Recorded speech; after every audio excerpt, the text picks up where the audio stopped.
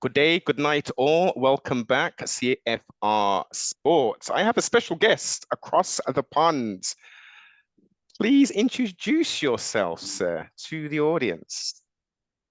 Hey, how's it going? My name is Eddie Abasolo, and yeah, I'm here to party. That's it. Currently still contracted to one championship, has had Yeah, some very, very entertaining fights. I would say, in my opinion, you won the last one, but oh, thank you. I'm not a judge. It was close. It Yeah, was yeah. definitely close, but and I wouldn't mind seeing that. I wouldn't mind seeing that run back again. That was very, very entertaining. Oh yeah, man. I thought I might have pulled it off again, but at the same time, the judges did their job, I did my job, Luke did his job, and the outcome is it is what it is. But all in all, man, I go out there, I leave it all in the ring, and regardless of whether I get my hand raised, I win the heart of the crowd. You know, uh, I'm gonna put on a show every single time. You're gonna pay for a whole seat, but you're only gonna need the edge. I like that. I like that. And it's refreshing for athletes, prize fighters to still have that kind of course we want to win, but it's about, Yeah, we're getting paid. If the fans, if us guys at home and stuff aren't watching, you're gonna be paying to do something that you love in essence, for very small yeah, promotions, etc. So why not? Why not bring out that entertainment, that showmanship sometimes and really put it on the rather than as we saw with the last cards with hmm with Mr. Herb Dean and the boss pulling out those yellow cards on a very regular basis. I mean, the first time ever a fighter was yeah, disqualified for Timothy. yeah. That's crazy, man. Like we choose to do this. We know what we're getting into. So all in all, it's like, man, why not? Why not leave it out there?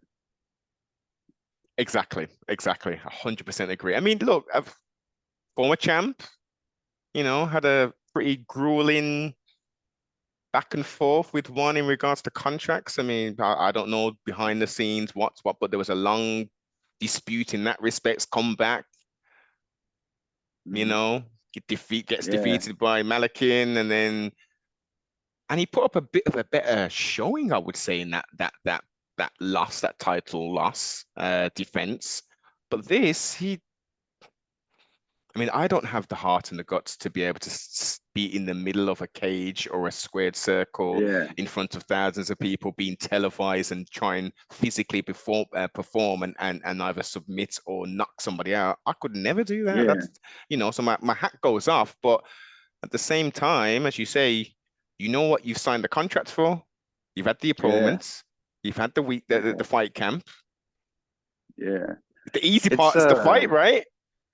yeah, it should be. It should be, but uh another aspect that I've, grown to learn and understand is, when people ask me, all right, so with this person and this person, who do you think is gonna win, or how do you think it's gonna play out? On paper, if we look at the skills and what they've done in the past, with any fighter, it's easy to say on paper, well, match this person with this skill with this skill, but truly, we don't know what like is going on behind the scenes, like behind the fight, and personally. There may be things that go on in people's lives, that they're dealing with in certain fight camps or preparing for certain fights that it gets in our head mentally. I know I've been victim of it, in the past where I wasn't able to let go to my full potential only because of things that I was dealing with outside of fighting. Yes. But I signed a contract, so for that day, I had to show up. I had to give it my all. But still, it's a mental thing. Fighting is mostly mental, and if our mentality isn't um, there, then I feel like a lot of the times we don't show up. It's you're 100% correct that you can have you can fortify the body, but without the Mm, mind, without that mentality, the body is literally a vehicle waiting for the mm, driver to get in and drive the vehicle. yeah, yeah, exactly. So how do you sort of like I am hearing of the last, let's say, 5+ years of like sports psychologists and that kind of stuff. Is that something you've sort of leaned upon, or how have you sort of overcome these outside of the cage or squared circle battles to and overcome them kind of thing? Yeah, I've become a practitioner of the mental aspect tremendously. Um, because I have a lot to balance in my life. Yeah. Uh, I have 3 kids. I'm a husband. I'm a gym owner. I'm a coach, a teammate, a partner. Because I'm not the only owner. I'm a son, a brother, a Mm. friend. You know what I mean? Like, I have all like we all have different hats that we wear, and it becomes a lot to juggle. Um, but I practice these things. Well, the best way I practice it is doing my best to just be in the moment and whatever I'm doing. And are we still there? Oh, okay. Uh, and Yeah, man, it's helped my fight game tremendously, especially for this camp. Every camp it gets better, and every camp I feel the best I've ever felt. I know, a lot of us fighters say that whenever anyone asks how you feeling, no matter how many fights we've had. Oh, it's the best I've ever felt. It's like you said that the last camp, the camp before that, but it's just because we're learning and we're getting better. This fight camps, especially for me, you know, um, things inevitably go wrong, um, in camp. And one thing I've learned is whether it's a fight camp or anything outside of fighting that we decide, okay, I'm gonna go for it, or I'm gonna dedicate my life to this, or my time to that. Um, it seems like the world starts to fall apart around us.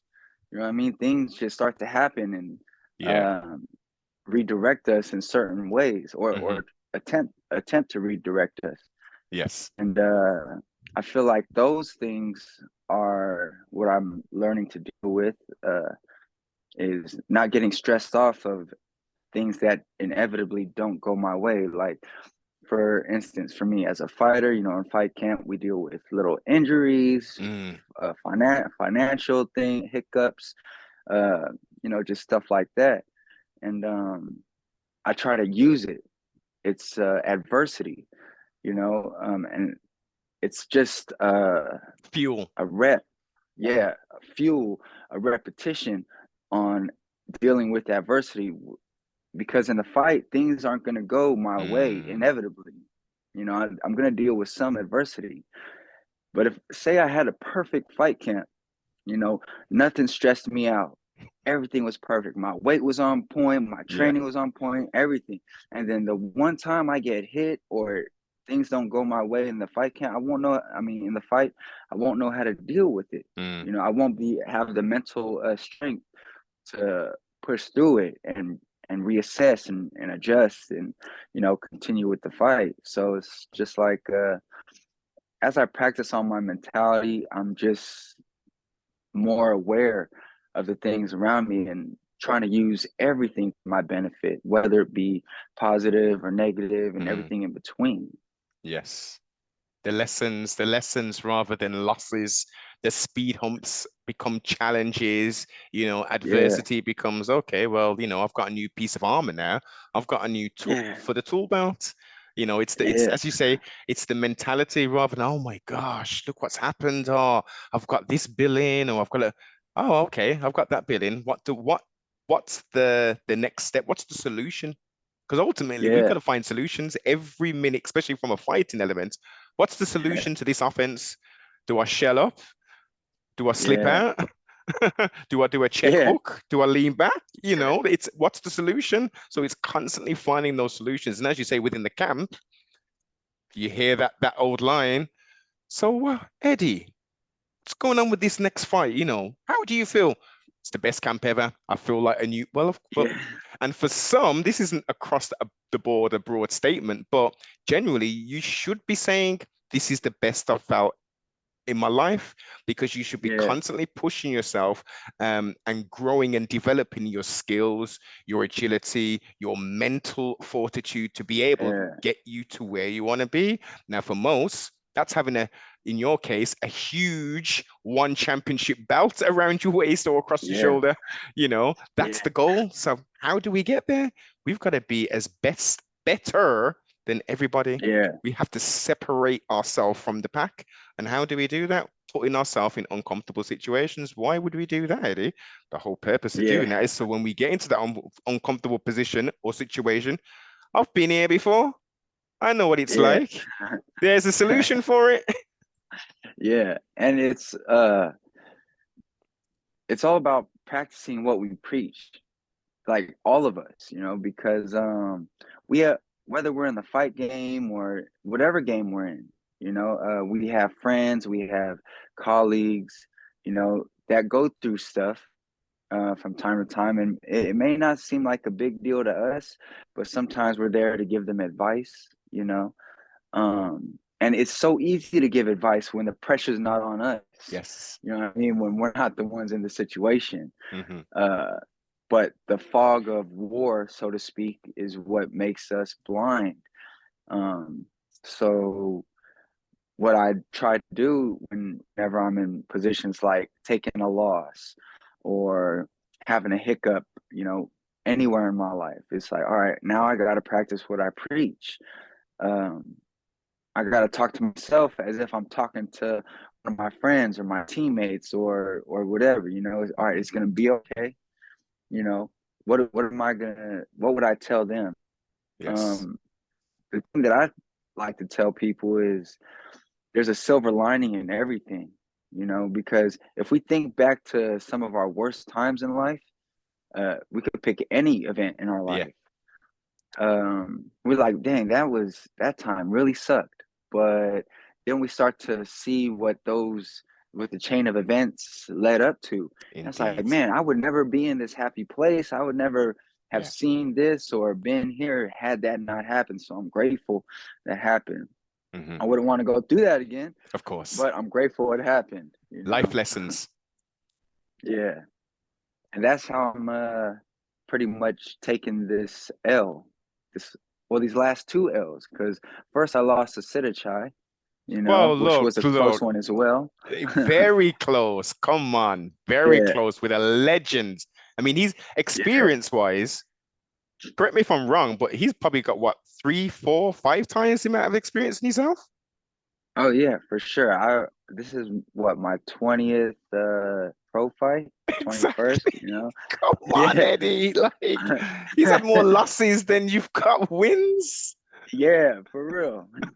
So, it's like that, and then this L, it always hurts taking an L Of because you course. pour so much into it. Hmm. Um, but then like the chips are still falling. This isn't the end, No. It's not where the chips have fell and this is what we have. No, they're still falling. You know, Everything propels me into something greater. So it's like, all right, I'm gonna take it on the chin, and I'm gonna just be faithful. And faith is when you can't see why things are happening, when you're in the fog and you're like, you don't know which direction to go, and you're asking the why this or why me. Yeah. Um, so it's like, all right, everything's still unfolding and still falling into place because I still got a lot in me and I'm still going. Mm. It's the classic saying, faith without works is death. Yeah, So we've got yeah, the faith, that's a but good with one. no action behind that faith, it's kind of like, with Yeah, that man in the boat, and God is sending all of those signs to save him, and he's like, no, no, I'm waiting for God. God's gonna save me. God, no. Yeah, yeah. Exactly. So let's It's let's easy to be rewind. faithful Yes, very easy. when things are good.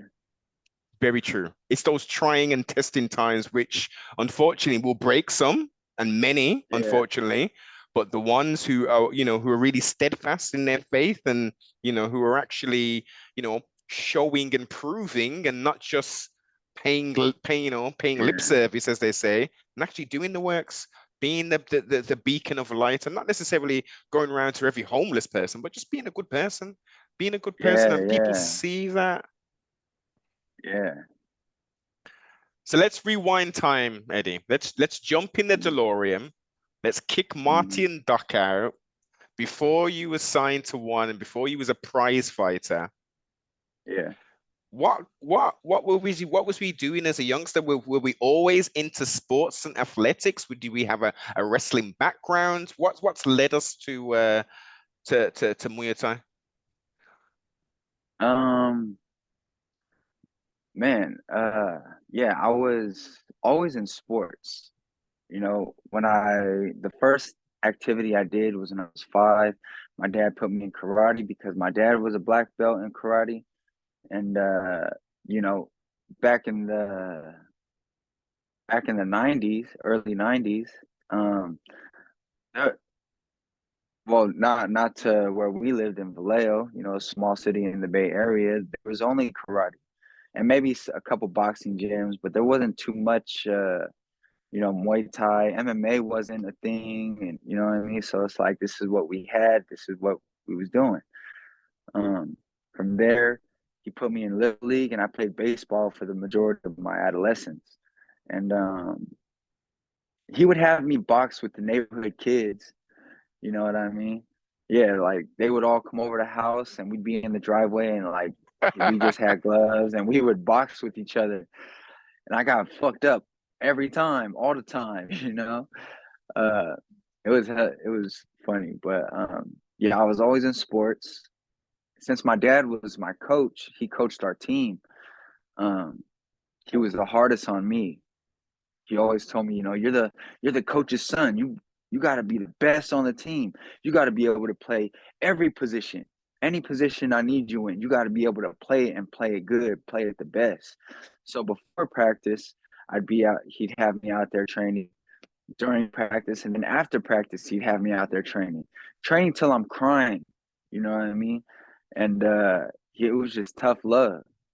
And What kind of you age are we know talking? What kind of age are we talking, Eddie? um 7, 8, 9. Wow, early Yeah, on. yeah.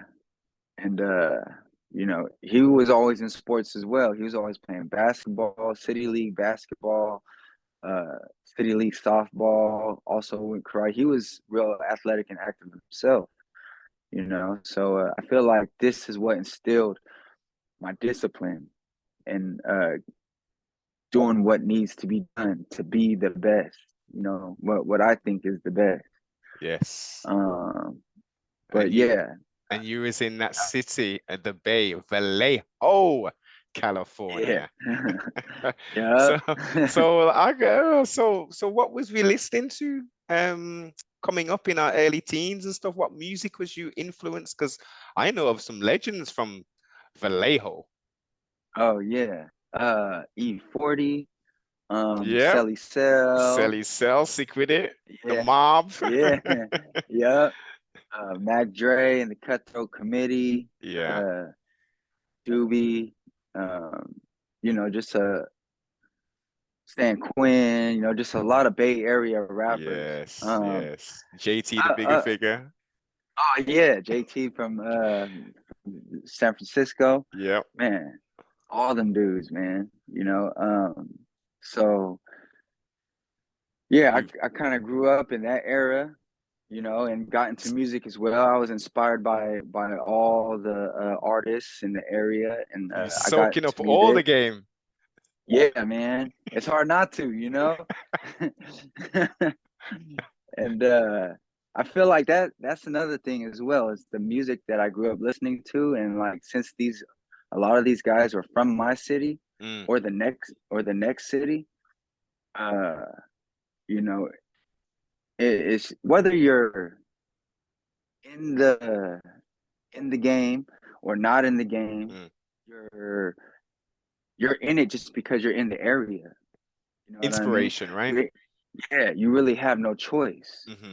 Um, Fortunate for me, I was in the game because all my friends and my boys were in the game, and you know, like I know my guardian angel looks like shit right now because, man, there was plenty of times where I just feel like, man, I shouldn't be here right Mm, now, you know.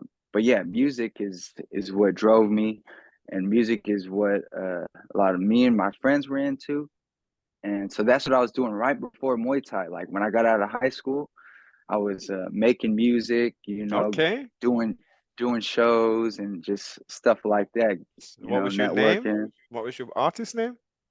They just called me Eddie Ed. Okay. So Yeah. wait a minute. Hey, Eddie. So we got music I can listen to on YouTube or something like that? Nah, this was before like YouTube got big or anything. Of I just had a whole bunch course. of stuff on my Yeah. computer, Yeah. and I would make beats and sell beats, and I would write lyrics and Wow. sometimes sell lyrics. Uh, you know, it was just, man, it was fun. It was fun.